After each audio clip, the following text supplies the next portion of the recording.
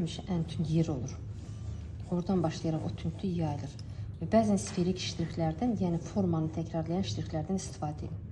Bunu mən dönə-dönə deyirəm sizə. Yenə də təkrar edin. Və ümumi kölgədə olan Venerada gözünün yanları demək olar ki, kölgədədir.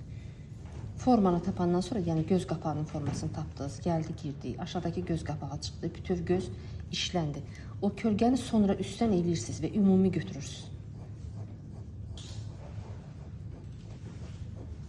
Çünki Venerada qəribə ancaq göz qapağının müəyyən üst hissəsi görünür işıqda. Hansı tərəfdən baxsanız Venerada vəziyyət belədir.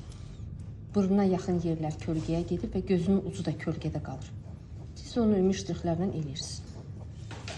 Xəttin, qaşın xəttinin təkrarlanmağına Venerada fikir verin. Bir xətt üzrə gedir o və gedir, düşür aşağı. Yəni, alın bütöv, hamısında alın bütöv bir hissədir, bütöv və laydır. Və o layı ştrixləmək üçün adətən kürədə olan ştrixlərdən, yəni yandan başlayırsınız iynə ştrixlərlə. Bax, mən gəlirəm, iynə ştrixlərlə gedirəm. İynə ştrixlərin ucu əlbəttə ki, ortaya yaxınlaşanda yavaş-yavaş itir.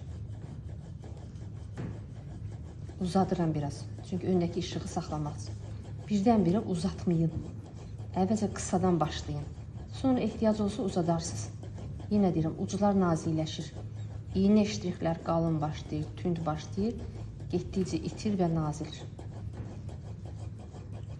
Nə qədər xırdalansa ümumi ştrixlər də olmalıdır. Trapesiyası da Veneranın ümumi tondadır. Eləyirsiniz ümumi tonda.